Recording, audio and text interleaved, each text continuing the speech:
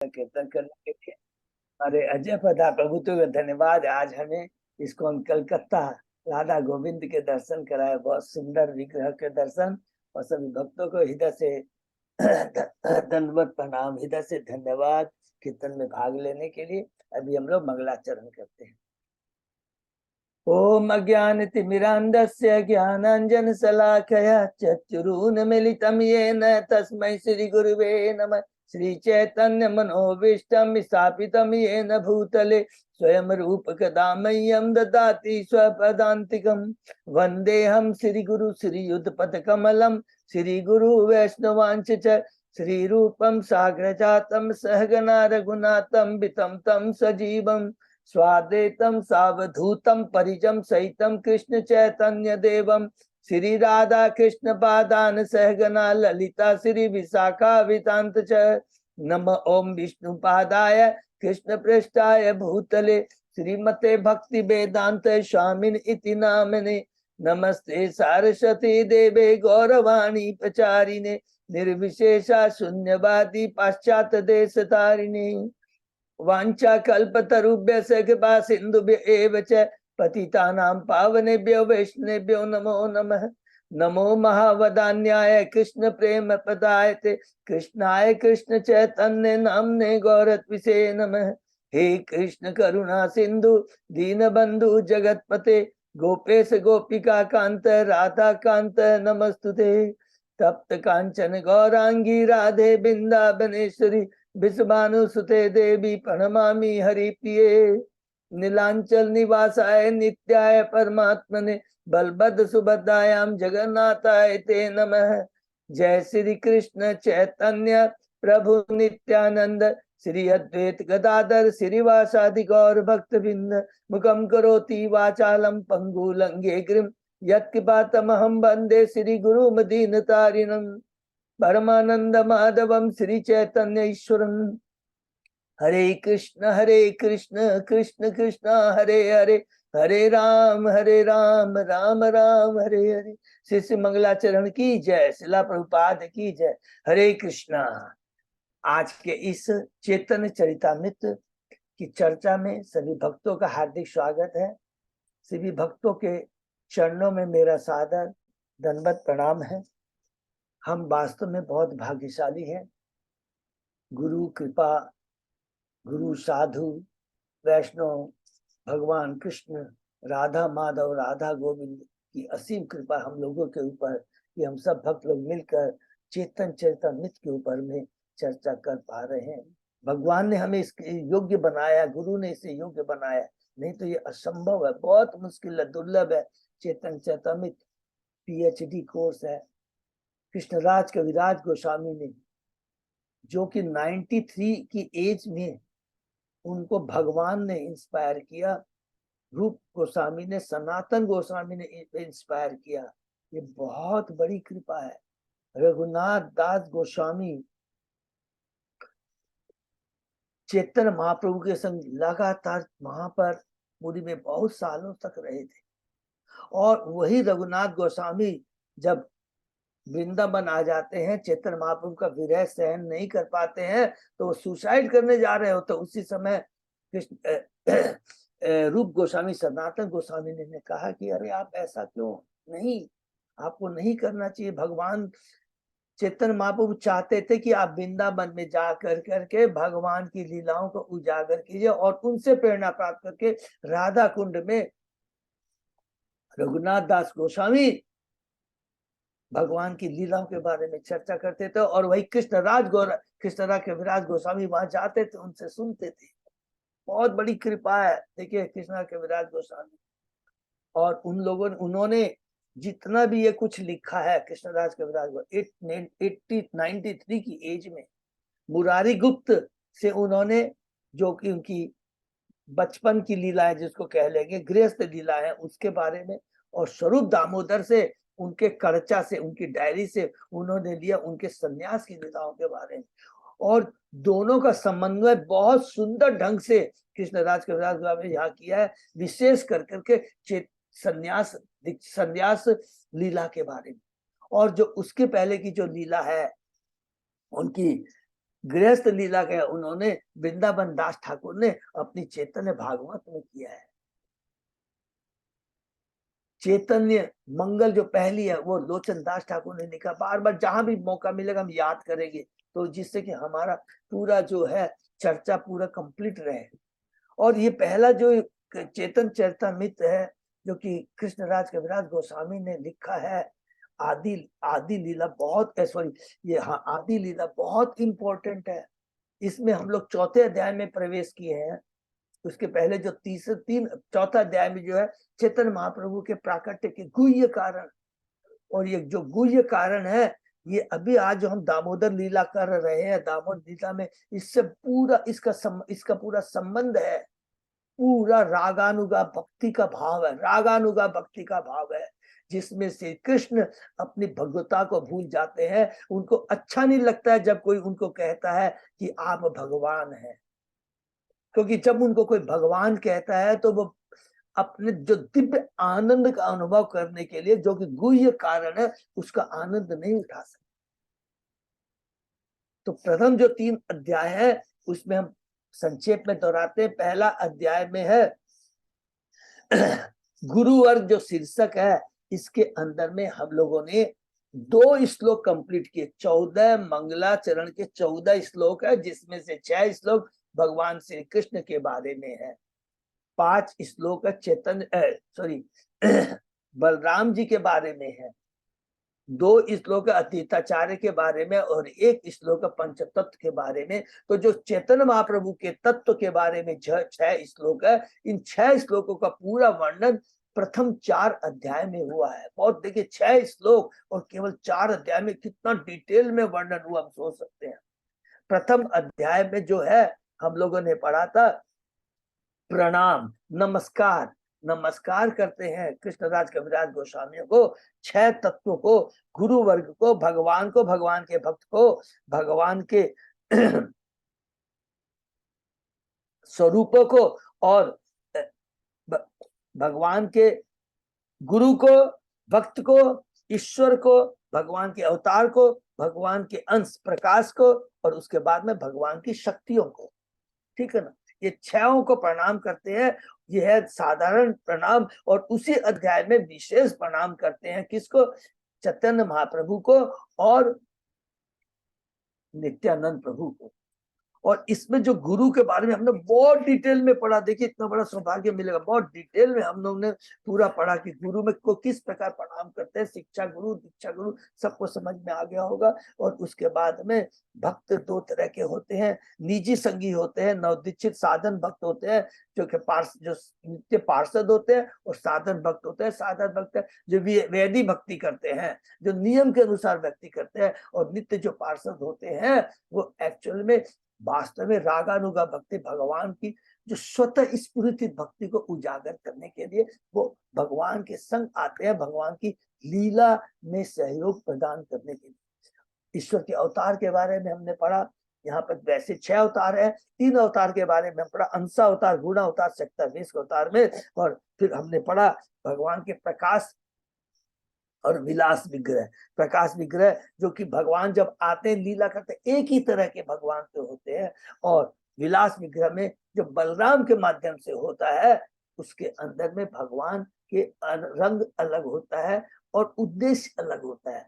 बलराम जो है विलास विग्रह में से सेवक भगवान है, और प्रकाश विग्रह में स्वयं भगवान है जो लीला करते हैं, और बलराम है सेवा करने में, उस लीला को संपन्न करने में सहायता करते हैं, इसलिए उनको सेवक भगवान कहते हैं। और कृष्ण भगवान को, स्वयं भगवान को सेव्य भगवान कहते हैं।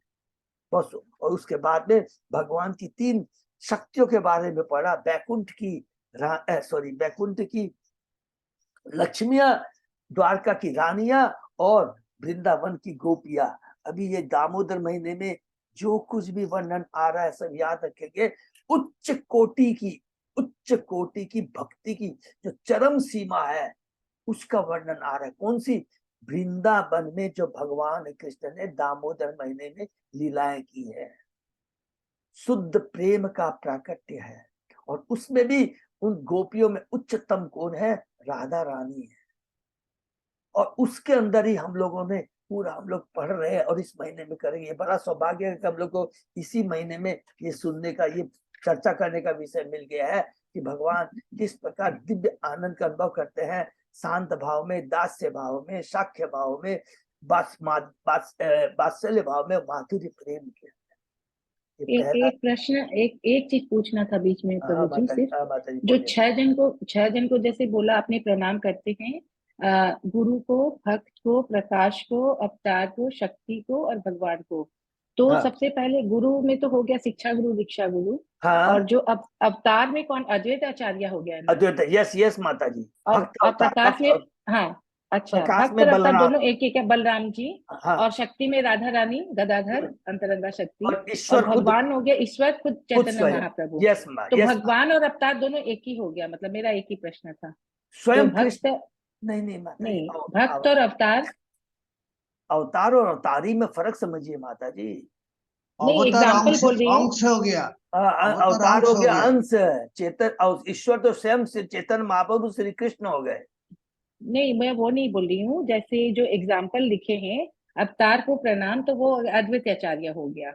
हाँ तो भक्त कौन होंगे फिर, भक्त का क्या भक्त, एग्जाम्पल दे।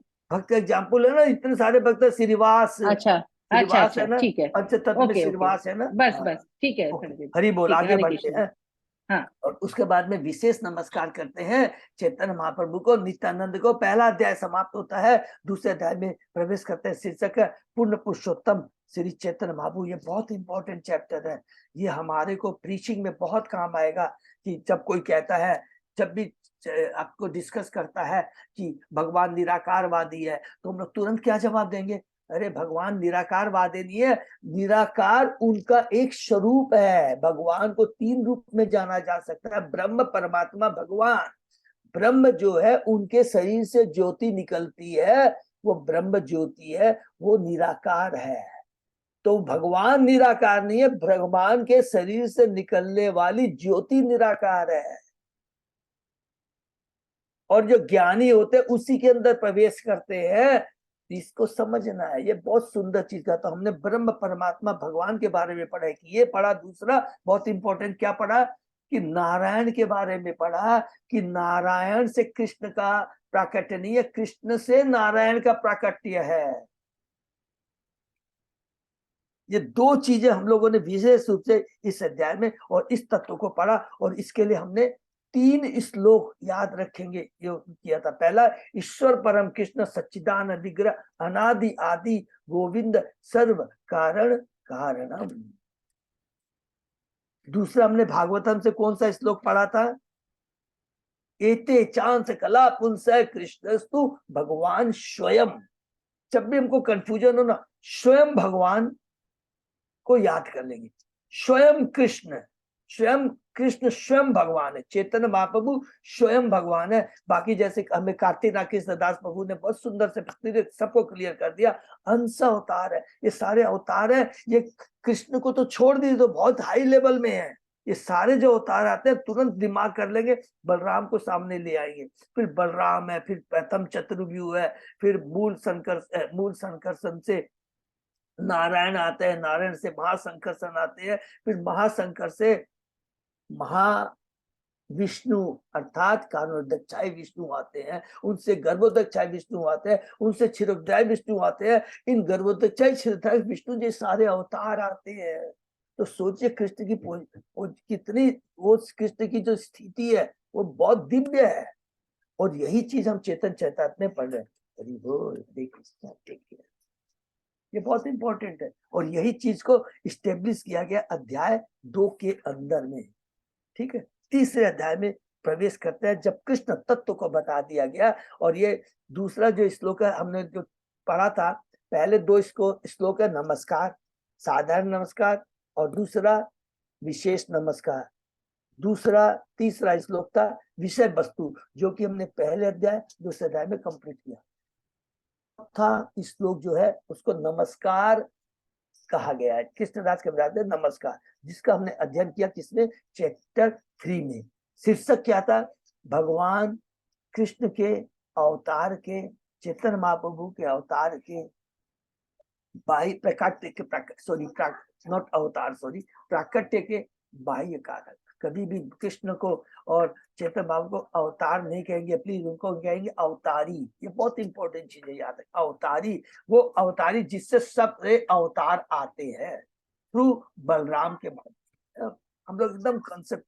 तो भगवान चैतन्य महाप्रभु के अवतार के बाह्य कारण हमने पढ़ा था पहला, कि द्वापर युग में जब श्री कृष्ण इस धरा से अप्रकट हुए, तो उनको एक चीज देखिए, कितना सुंदर भगवान कितनी चिंता करते हैं जीवों की। वो अपने धाम में रहते हुए क्या चिंता करते हैं, पहली चिंता क्या करते हैं, अरे मैंने तो लीला तो की, लेकिन जो मेरे अंश को दिव्य प्रेमा भक्ति जो मिलनी चाहिए वो तो मैंने दिया नहीं।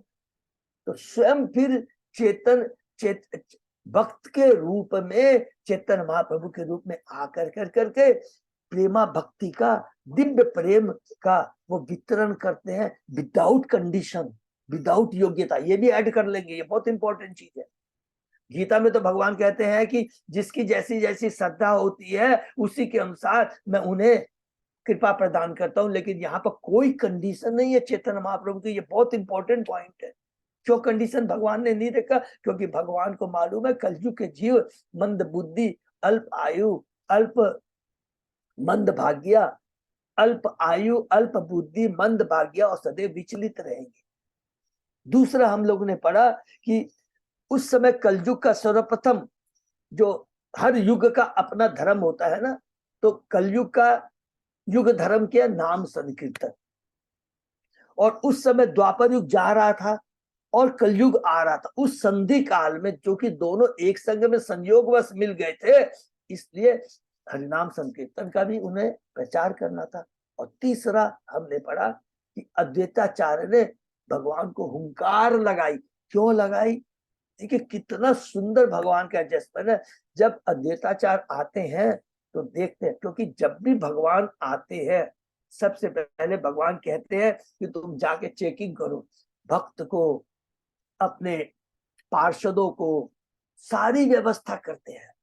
उनके माता पिता सब पहले आ जाते हैं, करते हैं। तो जब अद्वैताचार्य ने देखा कि कोई भी भक्ति नहीं कर रहा है, सब भौतिकता में लगे हुए हैं, सब भौतिक क्वालिफिकेशन में लगे हैं, चतुर्वेदी, द्विवेदी, त्रिवेदी स्तर में लगे हुए हैं, जिनके पास में पैसा है वो केवल ब्याह में, शादियों में खर्चा कर रहा है, दुखी हो जाते हैं। और तब वो शालिग्राम, नरसिंह शालिग्राम शिला को लेकर कर करके भगवान को तुलसी जल और गंगा जल से प्रार्थना करते हैं और भगवान का आह्वान करते हैं। ये चीज पढ़ा था। और हमने इसमें बहुत डिटेल में, ये बहुत अच्छी चीज पढ़ी थी, बहुत इंपॉर्टेंट है याद करना, कि ब्रह्मा जी के एक दिन में, जैसे हमने पढ़ा था कि ब्रह्मा जी के एक दिन में कृष्ण और चैतन्य महाप्रभु केवल एक बार आते हैं।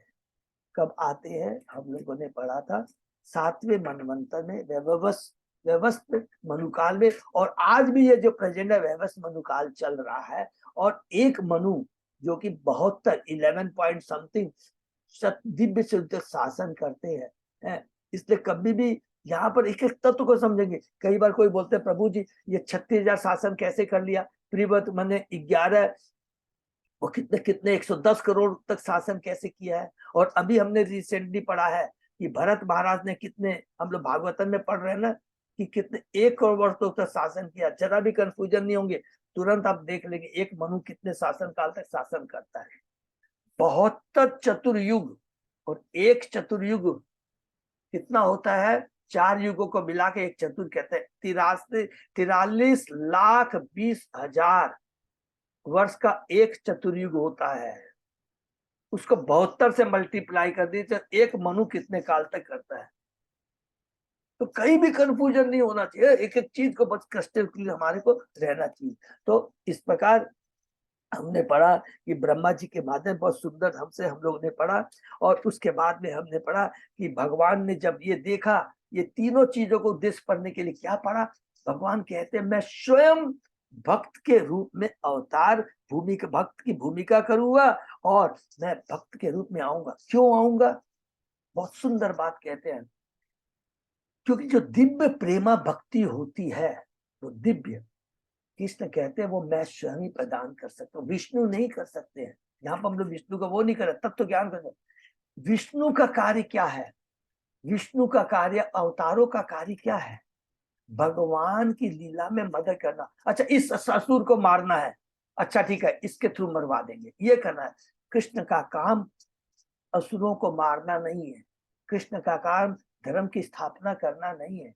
कृष्ण का, चैतन्य महाप्रभु का तो काम है दिव्य आनंद प्रदान करना।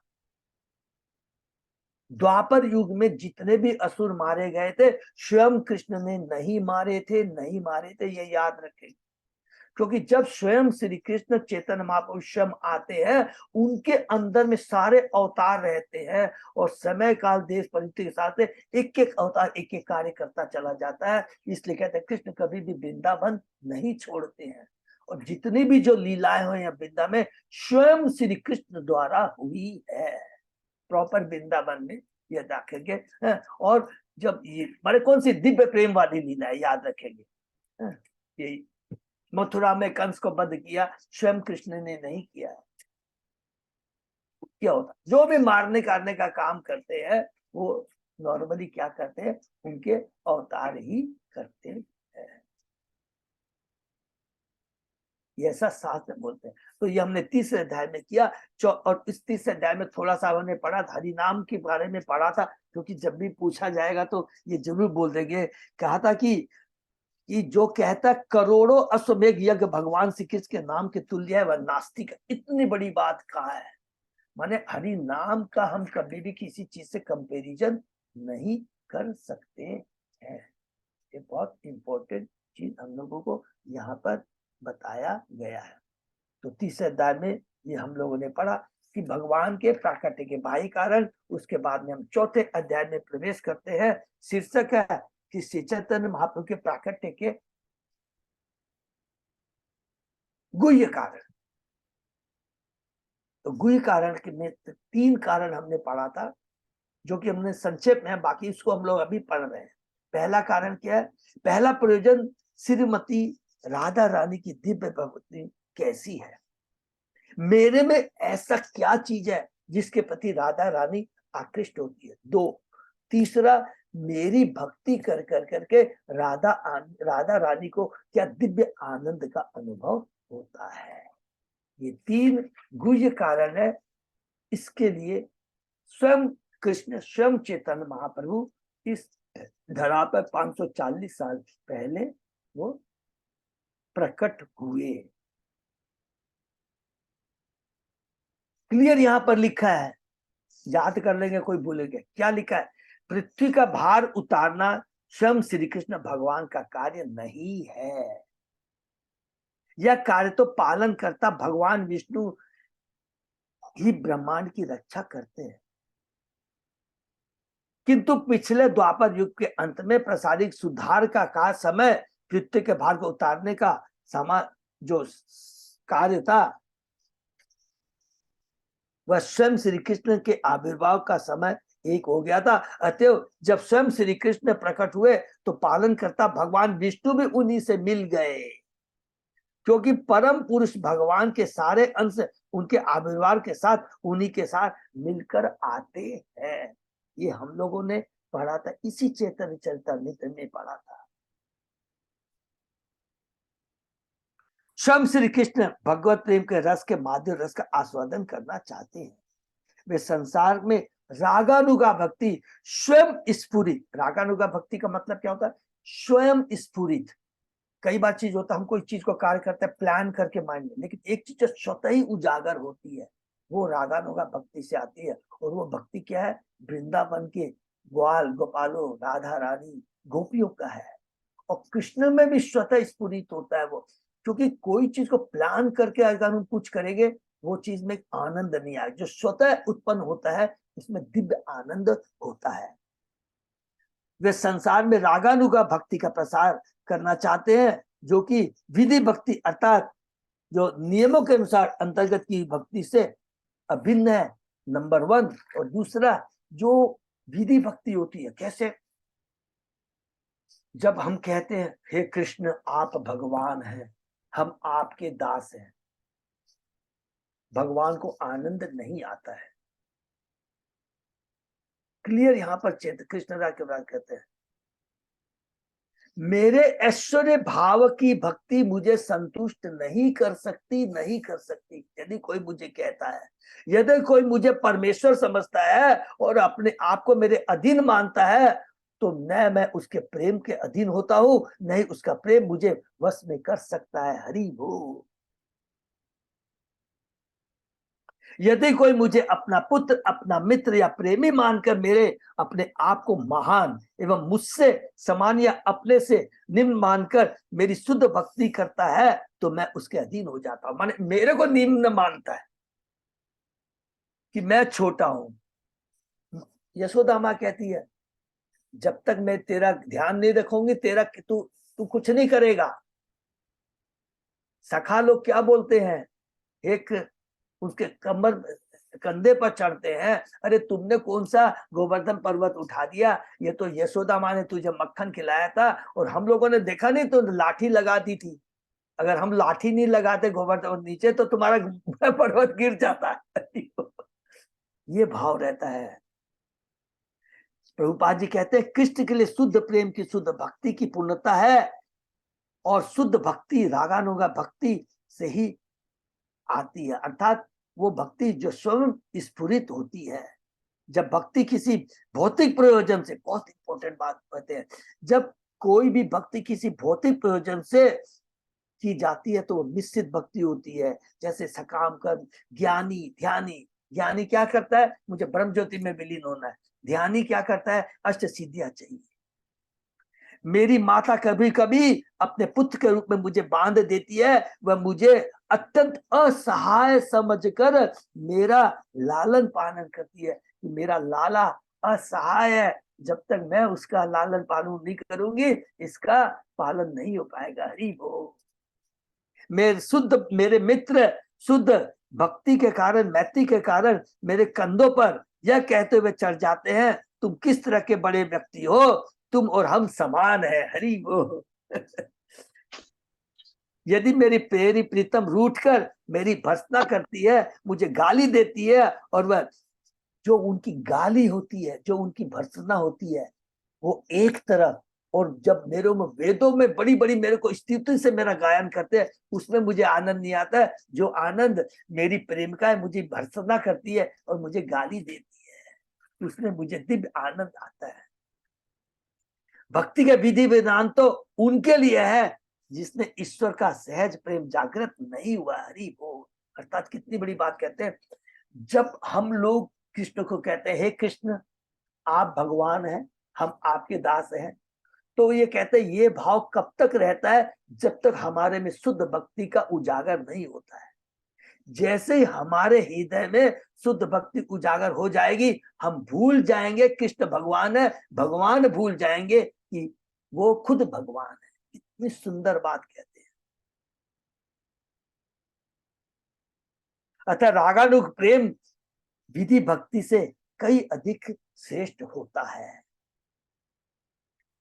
मैं ऐसे शुद्ध भक्तों को अपने साथ लेकर अवतरित होऊंगा, और उनके प्रकार और अनेक प्रकार की ऐसी अद्भुत क्रीड़ाएं करूंगा जो बैकुंठ में अज्ञात है। हरि बोल। बैकुंठ में तो लोगों को मालूम ही नहीं है, विष्णु को मालूम नहीं है। वहां तो हम लोग ने पढ़ा था कि जहां भगवान की कौन सी भक्ति होती है, ऐश्वर्यमय भक्ति होती है।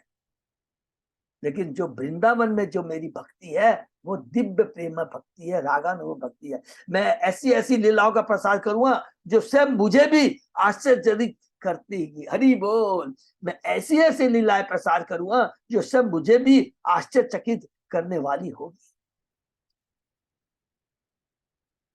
योग माया के प्रभाव से गोपियों में यह भाव प्रेरित होगा कि मैं उनका पति हूँ। लास्ट श्लोक ने पढ़ा, बहुत पावरफुल है प्लीज, जो कि हम लोग पढ़ा थे गोपी की, ये जो रासलीला वाली चीज है, यहाँ पर क्लियर बोलते हैं कि मेरी योग माया से गोपिया का इतना जो दिव्य प्रेम है, वो समझेगी कि मैं उनका उपपति हूँ। और प्रभुपाद जी वार्निंग दे देते हैं, गोपियों का कृष्ण को अपना उपपति मानना वाला जो भाव है, इस भौतिक जगत के भौतिक अवैध संबंधों काम वासना से बिल्कुल अलग है। कृपा कर से उससे तुलना नहीं करना है, वो दिव्य लेवल पे होता है। यहाँ तक हमने पढ़ा, उसके आगे हम लोग पढ़ रहे हैं। वो भी दामोदर महीने में ये हम लोग को सुअवसर प्रदान हुआ। हम रियली बहुत भाग्यशाली हैं। ठीक है, तो हम लोग पढ़ते हैं। ओम नमो भगवते वासुदेवाय। ओम नमो भगवते वासुदेवाय। ओम नमो भगवते वासुदेवाय। चैप्टर 4, शीर्षक श्री चैतन्य महाप्रभु के प्राकृतिक गुह्य कारण, श्लोक नंबर 30। ठीक है प्रभु? हाँ प्रभु जी। हरि बोल। हम लोग करते हैं। आमी ना जानी ताहा ना जाने गोपीगण, दुहार रूप गुहे दुहार नित्य हरे मन। इसे न तो गोपियां जान सकेगी न मैं। इसको अंडरलाइन कर सकते हैं कि योग माया का इतना दिव्य प्रभाव है, और ये भगवान स्वयं कह रहे हैं कि ये जो दिव्य प्रेम है गोपियों के साथ, माधुर्य प्रेम का जो आदान प्रदान है, इसे न तो गोपियां जान सकेगी न मैं, क्योंकि हमारे मन सदैव एक दूसरे के सौंदर्य तथा गुणों पर मोहित रहेंगे। और वो गुण और वो सौंदर्य दिव्य लेवल का होगा, उसमें भौतिकता की रंच मात्र भाई स्थान नहीं है। आध्यात्मिक आकाश में जितने भी वैकुंठ ग्रह हैं, उनमें नारायण अधिष्ठाता देव है। उनके भक्तों के रूप उन्हीं के जैसे होते हैं, और वहां पर भक्ति का विनिमय आदर के स्तर पर होता है, ऐश्वर्य भाव के ऊपर होता है, सारूप्य, सालोक्य, साष्टी, सामीप्य, इस तरह का है। तो कहते हैं वैकुंठ में जितने भी होता है चतुर्भुजी होते हैं, और सब उनका रूप विष्णु भगवान की तरह होता है। और दूसरी बात कहते हैं कि वहां पर जो भी भक्ति का आदान प्रदान होता है, किस तरह का होता है? स्वामी और दास के रूप में। कृष्ण स्वामी है और हम दास हैं। किंतु इन समस्त वैकुंठ ग्रहों के भी ऊपर गोलोक या कृष्ण लोक है, जहां आदि भगवान कृष्ण अपनी हिलादेनी शक्ति को मुक्त प्रेम व्यवहारों में पूर्ण रूप से प्रकट करते हैं। चूंकि भौतिक जगत के भक्त इन लीलाओं के विषय में लगभग कुछ भी नहीं जानते, अतः भगवान उन्हें ये लीलाएं दिखाने की इच्छा करते हैं। हरि बोल। गोलोक वृंदावन में परिकीय रस के नाम से एक प्रकार का प्रेम विनिमय होता है। यह एक विवाहिता स्त्री का अपने पति को छोड़कर अन्य व्यक्ति के लिए आकर्षण जैसा है। हरि बोल। परिका स्वकीय और परिकय, हम लोग इसको पढ़ेंगे। स्वकीय परिकय मीन्स दूसरे पुरुष के प्रति जो गोपियों का जो प्रेम है कृष्ण के प्रति, जो आदान पर, उसको परिके रस बोलते हैं। ठीक है ना? भौतिक जगत में इस प्रकार का संबंध बहुत खराब माना जाता है, क्योंकि यह आध्यात्मिक जगत के परिके रस का विकृत प्रतिबिंब। हरि वो रिफ्लेक्शन है, लिपि। वो भौतिक जगत का ये जो प्रेम है, ये कलुषित है, ये है इंद्र तृप्ति के बस पर है, अपनी इंद्र तृप्ति के लेवल पे होता है। लेकिन भगवान के दिव्य धाम में, वृंदावन धाम में है। इसलिए प्रभुपाद जी कहते हैं कि भूलोक का जो वृंदावन है, ये बहुत इंपॉर्टेंट बात है, और गोलोक का जो वृंदावन है अभिन्न है, अभिन्न है। इसलिए कभी भी हम वृंदावन में जाते हैं, वहां के वासियों के बारे में कोई भी कमेंट नहीं कसना है। वो उन्होंने बहुत बड़ी तपस्या की थी, इसलिए उन्होंने वृंदावन में उनको जन्म हुआ है। ये सब याद रखेंगे। कभी भी जाके भूल से भी कोई कमेंट उनके लिए नहीं करना है, क्योंकि सारे कार्य है, इसलिए वो कन्हैया को बहुत कुछ बोलते रहते हैं, बहुत कुछ बोलते रहते हैं। कभी भी हमें कमेंट, हम उसके लायक ही नहीं है। क्योंकि यह आध्यात्मिक जगत के परिके रस का विकृत प्रतिबिंब है, जहां इसे सर्वोच्च प्रेम व्यापार माना जाता है। भक्त तथा भगवान के बीच ऐसी भावना योग माया के प्रभाव से प्रस्तुत की जाती है। हरि बोल। भगवत गीता में बतलाती है कि सर्वोच्च स्तर के भक्त देव माया योग माया के संरक्षण में रहते हैं। हरि बोल। महात्मा माम पार्थ देवी प्रकृति आश्रिता। जो वास्तव में महात्मा है, वे सदैव भगवान की सेवा में लगे रहकर कृष्ण भाव में पूर्णतः निमग्न रहते। वे देवी प्रकृति योग माया के संरक्षण में रहते। इसको अंडरलाइन कर लेंगे, बहुत इंपॉर्टेंट चीज है। जिसकी दिव्य प्रेमा भक्ति है, भगवान कहते हैं वो मेरे योग माया के संरक्षण में रहता है। तो भौतिक जगत की माया, महामाया की भौतिक जगत की कोई भी शक्ति, 3 गुणों का लेस मात्र भी उन पर प्रभाव नहीं पड़ता है। योग माया ऐसी स्थिति ला देती है कि जिसमें भक्त मात्र कृष्ण के प्रेम करने के लिए सारे विधि विधानों का अतिक्रमण करने को तैयार हो जाता है। भक्त स्वभाव से पुरुषोत्तम भगवान के प्रति आदर के नियमों का उल्लंघन करना नहीं चाहता, किंतु योग माया के प्रभाव से वह भगवान के अधिक अच्छे ढंग से प्रेम करने के लिए कुछ भी करने को तैयार हो जाता है। हरि बोल। कोई भी विधि विधानों को सारा अतिक्रमण कर जाता है। नारद जी जाके कहते हैं गोपियों को, भगवान श्री कृष्ण के माथे में दर्द है और एक ही दवा है, यदि तुम लोग अपने चरणों के धूली दे दो तो कृष्ण का, अगर उन आपके चरणों की धूली को कृष्ण अपने मस्तिष्क में लगाएं तो उनके माथे का दर्द दूर हो जाएगा। एक सेकंड, फ्रैक्शन ऑफ सेकंड भी नहीं सोचती है और पूरे उनके चरणों के धूल का बस्ता खड़ा हो जाता है, जाके ले जाओ। नारद जी प्रोवोक करते हैं, उनको भड़काते हैं, तुमको मालूम है इसका फल क्या होगा? करोड़ों करोड़ों वर्ष तक नरकों में वास करना पड़ेगा। हंसने लगती है, ये कौन सी बड़ी बात है, हमारे कृष्ण के लिए हमें कुछ भी करना पड़े हम तैयार हैं। भगवान, देखिए नारद जी भगवान के परम भक्त हैं, याद रखेंगे, बड़ी सूक्ष्म चीज है। लेकिन भक्ति की जो पराकाष्ठा, उच्चतम जो प्रकाष्ठा है राधा रानी गोपियों की, ये भगवान सदैव अपने परम भक्तों के माध्यम से हम बद्धजीवों को उजागर करते हैं। कभी उद्धव जी को भेजे थे, उद्धव जी को भेजे थे कि देखो बहुत दिन हो गया, हमारी गोपियां, वृंदावन की गोपियां, गोप बहुत, उनको थोड़ा सा जाके समझाओ, मेरा आदेश दो। तो उद्धव जी जाते तो हैं, बृहस्पति के शिष्य हैं, बहुत इंटेलिजेंट है, लेकिन आचार्य कहते हैं वो आदेश लेके गए थे भगवान का, लेकिन आदेश देने के साथ साथ उपदेश भी देना शुरू कर दिए। और जहां उपदेश देना शुरू करते हैं, गोपियां उनको लपेट लेती है और वो सरेंडर हो जाते हैं और कहते हैं मैं अगर अपने अगले जन्म में घास का तिनका भी बनूं तो ये मेरा परम सौभाग्य होगा। उस घास के तिनकों में गोपियां अगर अपने चरण रखेगी तो मेरा जीवन धन्य हो जाएगा। ये बहुत इंपॉर्टेंट, इतनी हाई लेवल की है भक्ति राधा रानी और गोपियों की। जो लोग भौतिक शक्ति के वशीभूत होता है वे योग माया के कार्यकलापों को तन की भी नहीं समझ सकते, क्योंकि बद्ध जीव शायद ही भगवान तथा भक्त के बीच के शुद्ध विनिमय को समझ, किंतु विधि विधानों के अंतर्गत संपन्न की गई भक्ति द्वारा मनुष्य काफी ऊपर उठ सकता है और तब योग माया का अधीन होकर शुद्ध प्रेम के व्यापारों को समझने लगता है। बहुत सुंदर बात यहाँ प्रभुपाद जी कितना सुंदर हम लोग को आश्वासन दे दी है।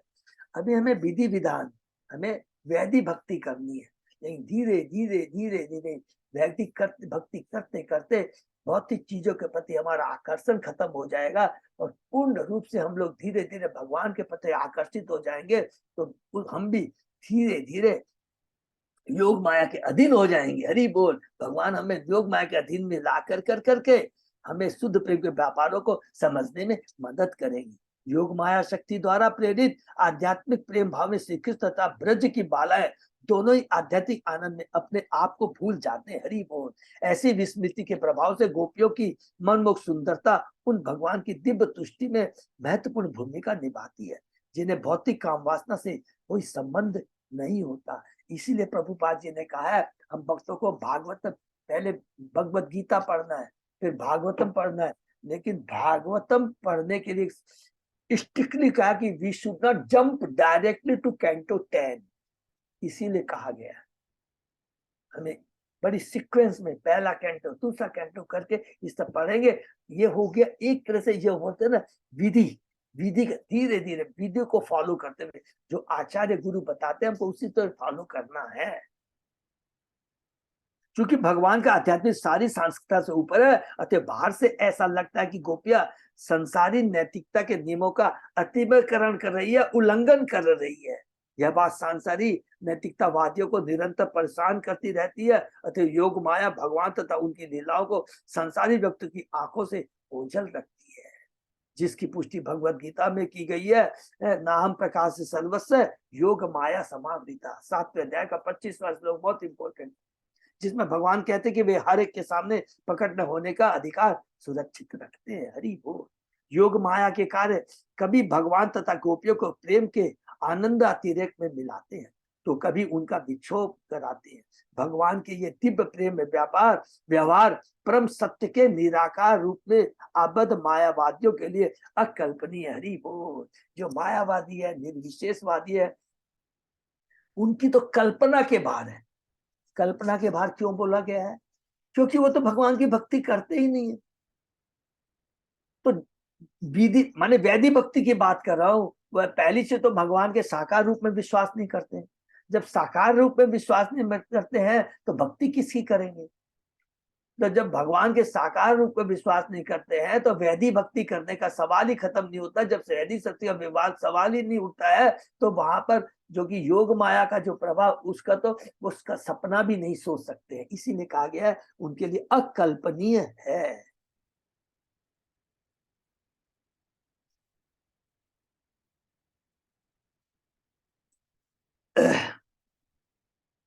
इसलिए भगवान संसारियों के समझ उन्हें सर्वोच्च आनंद साकार कराने के लिए स्वयं प्रकट होते हैं और स्वयं भी उस रस का आस्वादन करते हैं। हरि बोल। भगवान इतने दयालु हैं कि पतित आत्माओं को अपने साथ भगवत धाम वापस ले जाने के लिए स्वयं अवतरित होते हैं।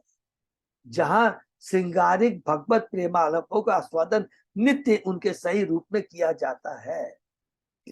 ऐसे प्रेमालाप उस विकृत काम वासना से भिन्न है जिसे पतितात्मा अपनी रुग्ण अवस्था में पूजते हैं और उनमें लिप्त होते हैं। हरि बोल। जिनकी चेतना कलुषित है, वो बीमार है, रोगी है। भगवान की कृपा से देखिए कितनी बड़ी बात यहाँ लिखा है। कृष्ण जब स्वयं कृष्ण आते हैं, कहीं भी लिखा है कि उनको बैकुंठ लोग नहीं, सीधा गोलोक धाम ले जाने के लिए। तो गोलोक धाम में जाने का अधिकारी कौन है? जिसमें स्वतः स्व स्फुरित भक्ति जागृत हो गई है, माने रागानुगा भक्ति जागृत हो गई। तो चेतन महाप्रभु का जो अवतार है साधारण नहीं है। वो कोई भगवत गीता का ज्ञान देने के लिए नहीं आए हैं। स्वयं दिव्य प्रेम का प्रदान करने के लिए आए हैं।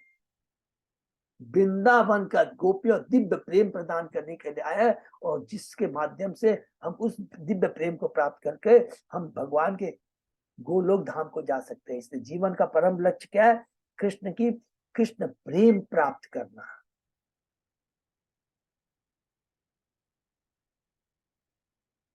भगवान इसलिए रासलीला प्रदर्शित करते हैं। ऐसे प्रेमाला उस कामना से भिन्न जिसे पति अपनी रुग्ण अवस्था में पूछते हैं और उसमें लिप्त होते हैं। भगवान इसलिए रासलीला प्रदर्शित करते हैं जिससे पतितात्मा अपनी रुग्ण नैतिकता तथा धार्मिकता परित्याग करने के लिए प्रेरित हो और वास्तविकता भोगने के लिए भगवान धाम के प्रति आकृष्ट हो। हरि बोल। रासलीला को तत्व से समझने वाला व्यक्ति निश्चित रूप से सांसारिक कामवासना से घृणा करेगा। हरि बोल। क्या वर्ड लिखा? घृणा करेगा। स्वरूप सिद्ध व्यक्ति के लिए उचित माध्यम द्वारा भगवान की रासलीला का श्रवण उसे भौतिक काम सुख से सर्वथा विरक्त कर देगा। लेकिन वो क्वालिफिकेशन, वो चेतना लाने के लिए हमें उस हिसाब से जैसा भगवान ने आदेश दिया है उसी हिसाब से हमें आगे बढ़ना पड़ेगा।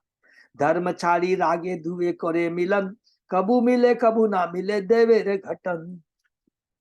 शुद्ध अनुरक्ति हमें नैतिक तथा धार्मिक कर्तव्यों की कीमत पर भी मिलाएगी। भाग्य कभी हमें पास ला देगा तो कभी उसे विलक कर देगा। गोपी अर्धरात्रि में कृष्ण की बांसुर की ध्वनि सुनकर उनसे मिलने के लिए घरों से बाहर आ गई। इसी को लेकर श्री रूप गोस्वामी ने एक सुंदर श्लोक देखिए आदि लीला 5वें अध्याय की रचना की, जिसमें चांदनी रात में यमुना के तट पर खड़े अपने ओटों पर बांसुरी धारण किए हुए गोविंद नामक सुंदर किशोर का वर्णन है। जो लोग समाज, मैत्री तथा प्रेम की भौतिकतावादी जीवन से भोगना चाहते हैं उन्हें गोविंद का दर्शन करने यमुना तट पर नहीं जाना चाहिए। इसको अंडरलाइन कर। जो लोग समाज, मैत्री तथा प्रेम की भौतिकतावादी जीवन शैली भोगना चाहते हैं उन्हें गोविंद का दर्शन करने यमुना तट पर नहीं जाना चाहिए। क्यों लिखा है ये बात? भगवान कृष्ण की बांसुरी की इतनी मदद क्यों लिखा है? समझ लेते हैं। भगवान इतने कृपालु है, हमारी चेतना कलुषित है, हम वहां पर जाएंगे, भौतिकता भाव से देखेंगे तो हमारे को क्या है? गलत भाव आएगा और गलत भाव आने से हमारा क्या होगा? पतन होगा। तो भगवान नहीं चाहते कि हमारा भी पतन हो। ये बहुत इंपॉर्टेंट चीजें हैं, बाहरी दृष्टि से नहीं जाना चाहिए। क्यों नहीं जाना चाहिए ये भी हमें समझना है। भगवान सदैव हमारा कृपा करते हैं, भगवान दंड भी देते हैं, वो हमारी भलाई के लिए होता है। ये चीज अगर हमारे मन में आ जाएगा तो कभी भी हम गुरु के प्रति, सीनियर डिवोटी के प्रति कभी भी हम लोग गलत भाव नहीं रखेंगे। अरे ये अपने को बड़ा समझता है, मुझको डांट दिया, उन्होंने ऐसा कह दिया, तुरंत कहेंगे कि इतनी बड़ी कृपा गुरु की, आज गुरु से मुझे डांट मिली, ये भाव आएगा। गुरु से मुझे डांट मिली, गुरु ने मुझे फटकारा, इसका मतलब गुरु की मेरे ऊपर बहुत बड़ी कृपा है, ये याद रखेंगे। और अगर कोई भक्त है या कोई सीनियर डिवो आपकी चाटुकारी का करता है तो आप समझ लीजिए उसकी कृपा नहीं है। ये भक्ति का लेवल बहुत हाई लेवल का है। भगवान कृष्ण की बांसुरी की ध्वनि इतनी मधुर है कि इससे से गोपियां अपने परिजनों के सारे संबंधों को भूल गई और रात्रि में दौड़कर कृष्ण के पास पहुंच गई। इस प्रकार से गृह त्याग करके गोपियों ने गृहस्थ जीवन के वैदिक विधानों का उल्लंघन किया। इससे यह सूचित होता है कि जब कृष्ण के प्रति प्रेम के सहज भाव पूर्णता प्रकट होते हैं तब भक्त परंपरागत सामाजिक नियमों का उपेक्षा कर सकता है। भौतिक जगत में हम उपाधियों से बंधे हुए हैं, किंतु शुद्ध भक्ति तो तब शुरू होती है जब मनुष्य सारी उपाधियों से मुक्त हो जाए। सर्वोपाधि विनिर्मुक्त, सर्वोपाधि विनिर्मुक्त, सब पादियों से उत्पन्न है। अच्छा, इवन द्वारका की रानियां कहती है ना, मैं कृष्ण को अपने चरणों की धूल कैसे दे सकती है, हमें नरक में जाना पड़ेगा। वो सब विधि विधानों से जुड़ी हुई है, समाज से डरती है, उपाधियों से बंधी हुई है। लेकिन वृंदावन की गोपियां, हरि बोल, कुछ नहीं, लाज लज्जा कुछ नहीं। तो उस दिव्य लेवल की स्थिति को हमें समझना है। ये प्रभुपाद यहाँ कहते हैं, श्री कृष्ण का अपने सर्वाधिक प्रिय अंशों के प्रति स्वाभाविक आकर्षण ऐसे उत्साह को जन्म देता है। श्री कृष्ण का अपने सर्वाधिक प्रिय अंशों के प्रति स्वाभाविक आकर्षण, इसको भी अंडरलाइन कर देंगे कि स्वाभाविक आकर्षण ऐसे उत्साह को जन्म देता है जिससे कृष्ण गोपियां परस्पर मिलने को बाध्य हो जाते हैं। इसमें नेचुरल है पूरा, कोई भी दिखावटी नहीं है, ये स्वतः स्फुरित होता है। इस दिव्य उत्साह को अनुभव करने के लिए प्रेमी तथा प्रेमिका के बीच वियोग की भावना होनी आवश्यक है। हरि बोल। अर्थात यहाँ पर कहते हैं जो विरह का भाव है वो कृष्ण और गोपियों को सबसे ज्यादा आनंद देता है, ये याद रखिए। ये यहाँ पर प्रभुपाद जी बोलना चाहते हैं। भौतिक यातनाओं की दशा में कोई भी व्यक्ति वियोग का दुख नहीं चाहता। भौतिक यातनाओं की दशा में कोई भी व्यक्ति वियोग का दुख नहीं चाहता। क्यों नहीं चाहता? क्योंकि उसमें अपनी इंद्रिय तृप्ति होती है कि मेरा बच्चा मेरे से दूर है, तो बच्चे को पता नहीं मेरे को दुख हो रहा है, मेरी इंद्रिय तृप्ति तुष्ट हो रही है। इसमें भौतिक इंद्रिय तृप्ति तुष्ट होती है। लेकिन जो दिव्य प्रेम होता है, दिव्य प्रेम में जो विरह होता है वो उच्च कोटि का होता है, उसमें दिव्य आनंद आता है।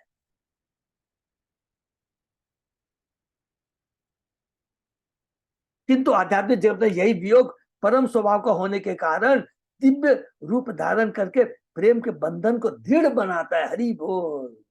वीरा का भाव और प्रेमित परिकर मिलने की इच्छा को बढ़ाता है।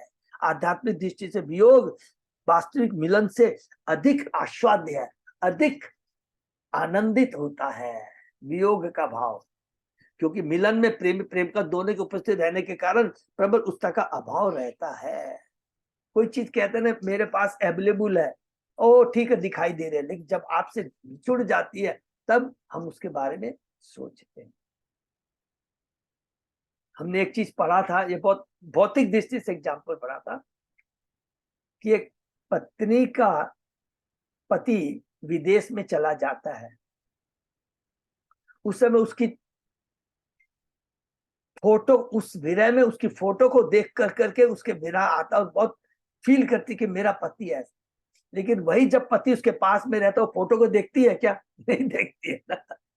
तो ये यही चीज बताते हैं, उस समय माने विरह का ये भाव रहता है, सदैव उसका चिंतन करती है। এই सब रस निर्यास करीबो आस्वाद, यही द्वारे करीबो सब भक्ते रे प्रसाद। मैं इन सारे रसों के सार का आस्वादन करूंगा और इस तरह सारे भक्तों का अनुग्रह करूंगा। ब्रजेर निर्मल राग सुनी भक्तगण, राग मार्गे भजे ये न छाड़ी धर्म कर्म। जब ब्रजवासियों के शुद्ध प्रेम के विषय में सुनकर भक्तगण समस्त धार्मिक अनुष्ठानों ऐसा सकाम कर्मों को त्याग कर रागानुगा प्रेम के मार्ग में मेरी पूजा करेंगे। भगवान चाहते हैं मेरी रागानुगा भक्ति में मेरे भक्त आए। अनेक स्वरूप सिद्ध आत्माओं ने यथा रघुनाथ दास गोस्वामी तथा राजा कुलशेखर ने जोरदार शब्दों में संतुष्टि किया कि हमें नैतिकता तथा धार्मिकता के सारे परंपरागत नियमों का उल्लंघन करके भी भगवान के प्रति स्वाभाविक प्रेम उत्पन्न करना चाहिए। देखिए ये आचार्य लिख रहे हैं, फिर से रिपीट करते हैं कि रघुनाथ दास गोस्वामी तथा कुलशेखर ने जोरदार शब्दों में संतुष्टि किया कि हमें नैतिकता धार्मिकता के सारे परम नियमों को उल्लंघन त्याग कर करके भगवान के प्रति स्वाभाविक प्रेम उत्पन्न करना चाहिए। श्रीनाथ दास गोस्वामी ने जो वृंदावन के 6 गोस्वामी से भी एक है, मन शिक्षा नामक अपनी प्रार्थना में लिखा है कि मनुष्य को पूरे मनोयोग से केवल राधा कृष्ण की पूजा करनी चाहिए, न धर्म ना धर्म श्रुति गण निरुक्तम कील कुरु। मनुष्य को वैदिक अनुष्ठान करने का मात्र विधि का पालन करने में अधिक रुचि नहीं रखनी चाहिए। इसी प्रकार राजा कुलशेखर ने मुकुंदमाला स्तोत्र नामक अपने ग्रंथ में लिखा है, नास्ता धर्मे न वसु निचीयते देव कामोपभोगो यत यत भाव्यम तत् भवतु भगवन पूर्व कर्मानुरूपम एतत् प्रार्थ्यम मम बहुमतम जन्म जन्मांतरे अपि तत्व पादाम भोरु हयु गतता निश्चला भक्ति रस्तु। मुझे न तो धार्मिक स्थान करने न पृथ्वी का राज ग्रहण करने के प्रति आकर्षण है। मुझे इंद्र भोग की परवाह भी नहीं है। ये मेरे पूर्व कर्मों के अनुसार आते और जाते रहे। मेरी एकमात्र इच्छा यही है कि मैं भगवान के चरण कमलों की भक्ति में सेवा में स्थिर हूँ, भले ही मुझे यहाँ बारंबार जन्म क्यों न लेना पड़े। हरि बोल। बहुत सुंदर है मुकुंद माला कुलशेखर का है।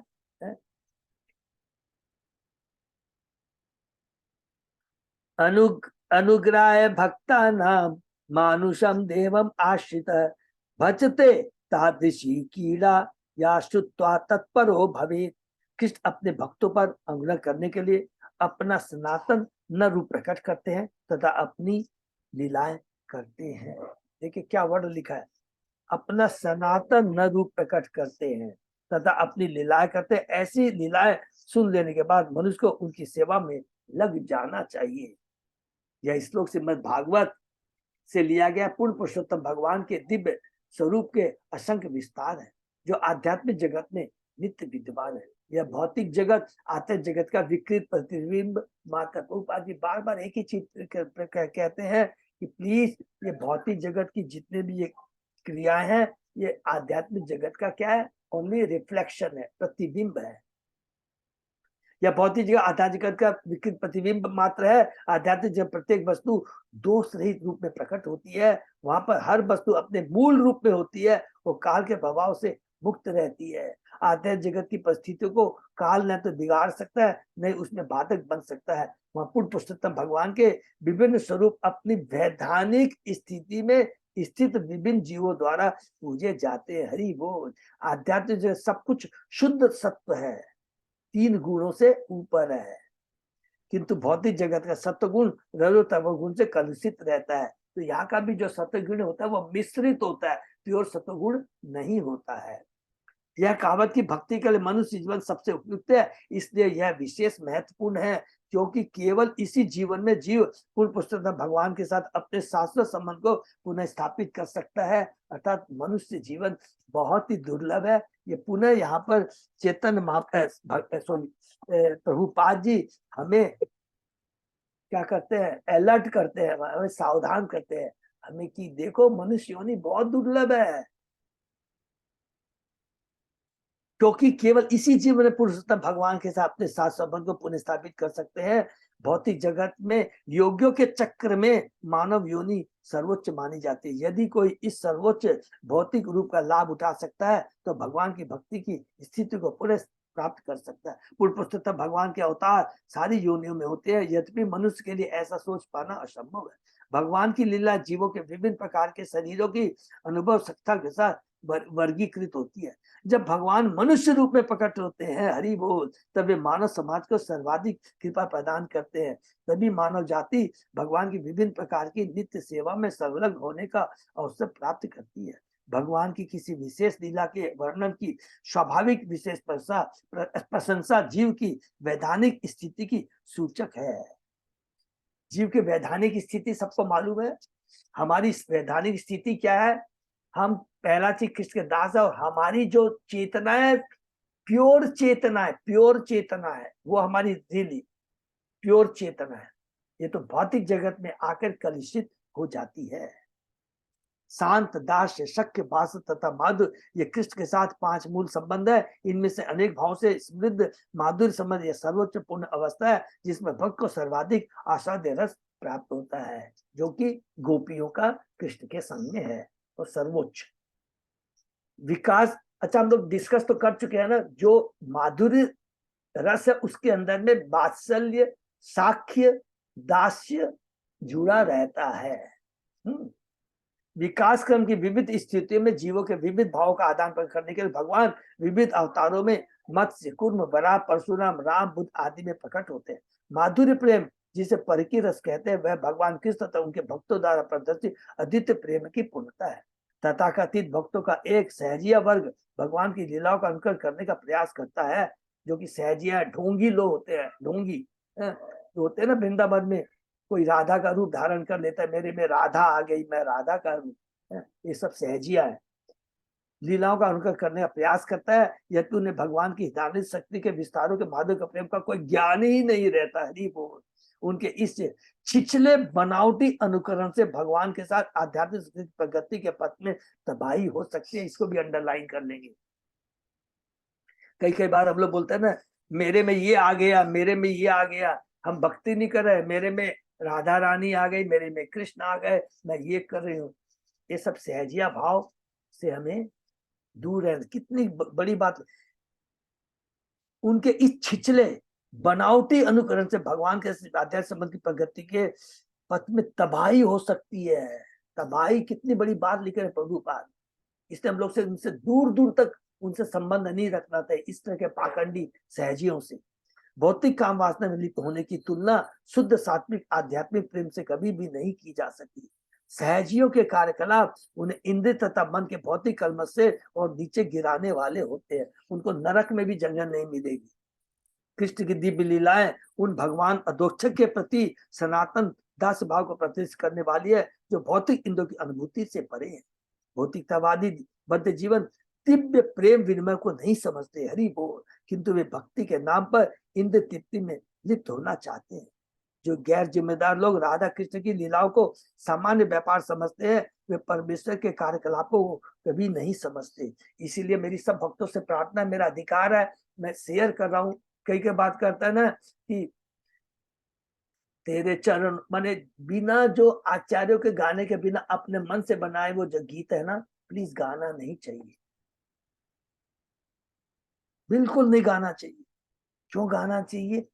2 मिनट हम समय लेते हैं, उसमें हमारा भौतिक भाव आएगा। ये नहीं समझते कि वो भौतिकता है, अपने इंद्रिय तृप्ति के लिए होता है। और जब कृष्ण की तुष्टि के लिए आएगा तो आचार्यों, क्योंकि आचार्यों के गीत, उनकी वाणी, उनके कार्य, उनका इंस्ट्रक्शन सब दिव्य होता है, और उस दिव्य चीज को हम धारण करेंगे, हमारे में दिव्य भाव आएगा, सहजिया भाव नहीं आएगा। नहीं तो सहजिया भाव में जो आनंद आता है वो भौतिक आनंद आता है, और वो हमारे पतन का कारण होगा। यहाँ पर ये वार्निंग करते हैं। राष्ट्र नीति की व्यवस्था कृष्ण की अंतर्गत शक्ति योग माया द्वारा की जाती है, और यह भौतिकता से ग्रस्त व्यक्ति की समझ से परे है। हरि बोल। विकृत मनोवृत्ति वाले सहजिया लोग तत्परत्वेन निर्मल एवं तत्परो भवेत जैसे वचनों की गलत व्याख्या करते हैं और अपने ज्ञान का कीचड़ दिव्यता पर उछालना चाहते हैं। वे तादृशी क्रीड़ा की गलत व्याख्या करके भगवान कृष्ण का अनुकरण करने के बहाने काम वासना में लिप्त होना चाहते हैं, किंतु मनुष्य को चाहिए कि वह प्रामाणिक गोस्वामियों की शिक्षाओं द्वारा इन शब्दों को सार को समझे। प्रामाणिक गोस्वामियों की शिक्षा। श्री नरोत्तम दास ठाकुर ने 6 गोस्वामी की स्थिति में ऐसे आध्यात्मिक व्यापारों को समझ पाने में अपनी असमर्थता व्यक्त की है। रूप रघुनाथ पदे होई बे आकुति कबे आम बुझबो ये जुगल पीरी। हरि बोल। जब मैं गोस्वामियों के साहित्य को समझने के लिए उत्सुक होऊंगा तभी मैं राधा तथा कृष्ण के दिव्य प्रेम व्यवहार को समझ सकूंगा। दूसरे शब्दों में, जब तक कोई गोस्वामी की परंपरा के अंतर्गत शिक्षा नहीं लेता तब तक राधा तथा कृष्ण को नहीं समझ सकता। बद्ध जीव स्वभाव से ईश्वर के आध्यात्मिक अस्तित्व को समझने में अरुचि दिखलाते हैं। किसके बारे में लिखा? बद्ध जीव वर्ड यूज किया प्लीज। बद्ध जीव स्वभाव से ईश्वर के आध्यात्मिक अस्तित्व को समझने में अरुचि दिखलाते हैं, और यदि वे भौतिकतावाद में लिप्त रहकर भगवान की लीलाओं की दिव्यता को जानने का प्रयत्न करते भी हैं तो वे निश्चित रूप से सहजों की तरह भूल करेंगे। तो समरी में यहाँ पर यह समाप्त करते हैं, बहुत पावरफुल है कि कभी भी भगवान का जो दिव्य प्रेम है, दिव्य शिक्षा है, उसका दिव्य आनंद और हमारी चेतना में परिवर्तन तभी आ सकता है जब पहली कंडीशन यही है कि प्रामाणिक गुरु के शास्त्रों को पढ़ना है, प्रामाणिक गुरु का संग करना है। कितने बड़े हम भाग्यशाली है। फिर से मैं रिपीट कर रहा हूं कि अभी ये गुरु प्रभुपाद जी के डायरेक्ट शिष्य अभी विराजमान है। All are ageing, all are above 70 above. Please मेरे भक्तों से मन में आ रहा है प्रार्थना, हाथ जोड़ कर करके तुरंत उनसे कृपा प्रदान प्राप्त कीजिए, मौका मत छोड़िए। अच्छा कल देखूंगा, 6 महीने में देखूंगा, अच्छा अभी तो मेरी चाय नहीं छूट रही, अभी तो ये नहीं रहा। ये बहाना है, ये सब खाली बहाना है, खाली अपनी इंद्र तृप्ति को करना है। देखिए हम लोग एक दूसरे मिलकर एक दूसरे के प्रति बात कर सकते हैं, बोल सकते हैं अपने को, ये केवल बहाना है। प्लीज भक्तों को प्रोत्साहित कीजिए, हमको अपने को आगे बढ़ाना है। समय बहुत कम है, इतने प्रामाणिक गुरु मिले हैं, बाद में हम सोचेंगे कि कितना अमूल्य धन हम लोगों ने खो दिया, उनकी कृपा हमने प्राप्त नहीं की है। इसलिए प्रभुपाद जी ने देखिए इस श्लोक में कितने बड़ी बात की, सहजियों से बचना है।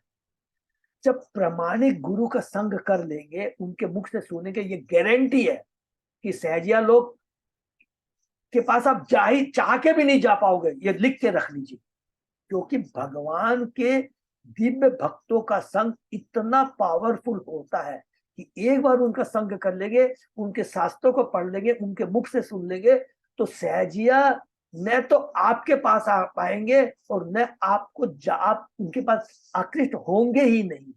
ये है दिव्य शक्ति, वो आपको रोक लेगी। लेकिन जब हम नाटक करेंगे तो सहजिया भी आपके पास आ जाएंगे और आप भी तुरंत उनके प्रति आकृष्ट हो जाएंगे। ये हमारे ऊपर निर्भर करता है। ठीक है ना? हरे कृष्णा। बहुत बहुत धन्यवाद सबको। बहुत प्रभु जी। हाँ माता जी। गंगा सागर का प्रोग्राम का क्या हुआ प्रभु जी? है माता जी, गंगा सागर जाने का जो प्लान था वो प्रभु जी। हाँ बोलिए। कन्फर्म है माता जी, मैं ये बोलने ही वाला था, क्योंकि समय ज्यादा हो गया, कल हम लोग भागवतम में ही बोलेंगे। तो सब लीडरों से हाथ जोड़ के प्रार्थना है, प्लीज अपने भक्तों से आज ही बात कीजिए, और if not today by tomorrow, चूंकि भागवत में कृपा करके नाम हमको दे दीजिए। First come first serve basis पर होगा कि जो पहले हमको देंगे। हमारे गंगा सागर हमारे इस्कॉन मंदिर में 45 लोगों के एकोमोडेशन की व्यवस्था है। तो कल नहीं, हाँ परसों मैंने उसको काट के कम कर दिया, तो मैंने प्रभु से, मेरा मन में आया कि प्रभु आपने 45 लोगों के एकोमोडेशन की व्यवस्था है, ये थोड़ा सा हम लोगों को कम समझ में आया मेरे को। मैं उनसे बहुत फ्रैंक हूँ, तो मेरे को ये आप बताइए आपके नंबर ऑफ रूम्स कितने हैं। तो वो हंसने लग गए, कह गए प्रभु मैं समझ गया। उनका कहने का यह मतलब था एक एक रूम में 3 जन रहेंगे, तब 45, अर्थात इसका मतलब हुआ 15 रूम है करीब करीब। तो मैंने कहा नहीं प्रभु ऐसे मत कीजिए, कोई लोग 2 जन ही रहना चाहेंगे, कोई 3 जन रहना चाहेगा, तो मैं भक्तों को बताऊंगा 15 रूम है। आप सोचे कितने कम रूम है, और बाकी रूम हमको बाहर में लेने पड़ेंगे। ठीक है ना? तो उसके लिए प्लीज आज मेरे को अगर लिस्ट मिल जाती है तो मैं कल उनको बता दूंगा कि मेरे को टोटल नंबर ऑफ रूम्स कितने चाहिए।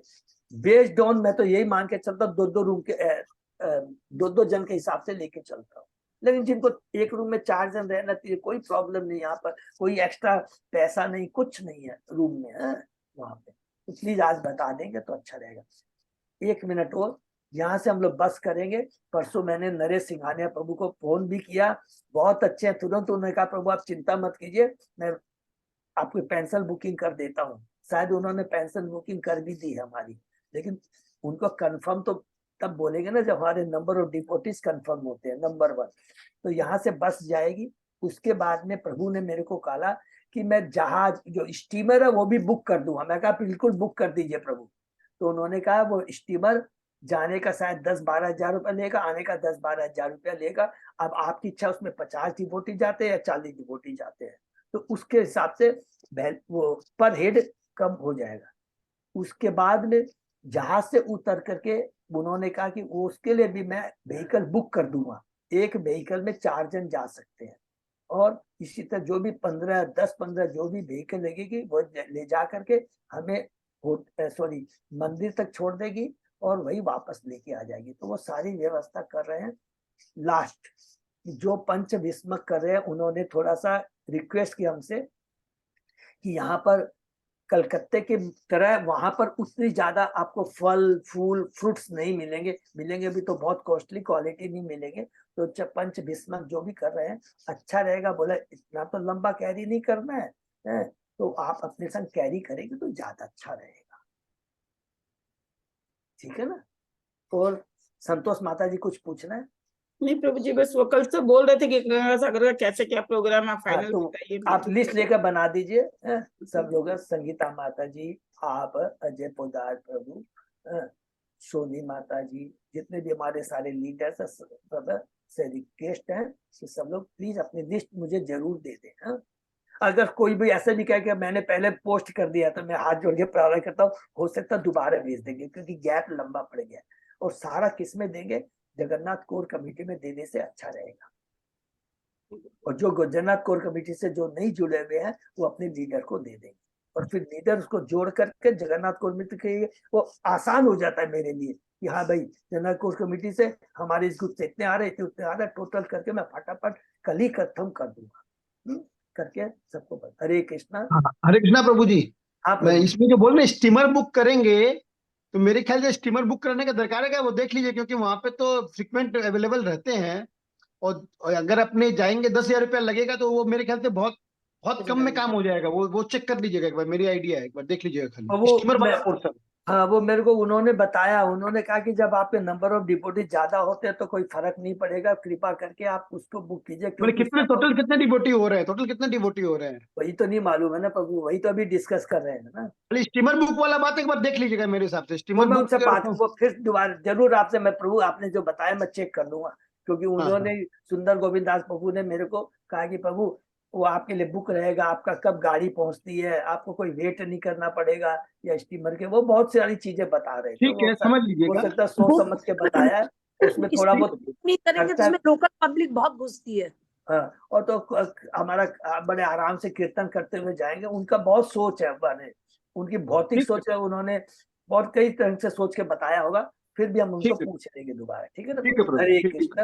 यहीं पे विराम देते। हरि बोल। हरी हरे कृष्ण प्रभु जी, मेरा एक क्वेश्चन है इसमें। हाँ माता जी बोलिए। हाँ, ये रागानुगा भक्ति में कौन कौन से रस उसमें आते हैं? मतलब वात्सल्य रस, सखा रस, ये सब इंक्लूड है उसमें? यस यस माता जी, बिल्कुल आप सही बोल रही है। आप यहाँ से लेकर शुरू कीजिए। सखा, साख्य रस, वात्सल्य रस और माधुर्य, ये 3 मेन रस आते हैं। ये 3 रस रागानुगा भक्ति में यस माता आते जी। हैं? हाँ माता जी। जी प्रभु जी, बस यही क्वेश्चन था। हाँ माता जी। ठीक है, और इसमें और ब्रैकेट में लिख लीजिएगा, इन रस की क्वालिटी क्या होती है? स्वतः स्फुरित। स्वतः स्फुरित को क्या बोलते हैं आप समझ गए कि नहीं? माने हाँ, स्वयं स्फुरित, अपने आप आती है उसमें। जैसे सपोज 1 मिनट लेते हैं, जैसे आप मैं सोची इसके अंदर बाजरा दिक्कत है, इसलिए एक होता है जैसे आप जाति पूजा करने के लिए, तो उसमें भय का रहता है, अरे मुझसे कोई गलती नहीं हो जाए, दास्य भाव में स्पॉन्टेनियस रहता है। बोल सकते हैं प्रभु, हाँ, स्पॉन्टेनियस। स्पॉन्टेनियस। और दास्य में क्या रहता है, अरे मुझसे कोई गलती नहीं हो जाए। लेकिन गोपिया, जैसे कि आपको एक उदाहरण देता हूँ, कि रथ यात्रा जब होती है तो रथ यात्रा के अंदर में जब भगवान बीमार पड़ते हैं ना, तो उस समय जो सेवा करते हैं, कौन से सबर जाति के लोग सेवा करते हैं, और उसका उस समय भाव इतना रहता है, भगवान जगन्नाथ के पास में जाकर के वही खाते हैं, झूठा उठा वही छोड़ देते हैं, कुछ नहीं उठाते हैं, इतना प्रेम भाव रहता है। अरे ये तो मेरा दोस्त है, ये हमारा भाई है, इसको बोलते हैं नेचुरल भाव, कुछ सोचना नहीं, अरे ये गलती हो गई, अच्छा ये पांव बिना धोए घुस गए, अरे वो बहुत अपने आप में बहुत दिव्य होता है। ठीक है माता जी, जी प्रभु जी। हरे कृष्ण जी पे मेरा हरे कृष्ण। हरि। ठीक है, फिर हम लोग कल हाँ, ये विराम देते हैं। हरे कृष्ण। हरे- से भक्त को बहुत बहुत धन्यवाद। आज का सेशन यही विराम देते हैं, फिर अगले सोमवार सुबह 7 बजे। हरे- हरे कृष्ण।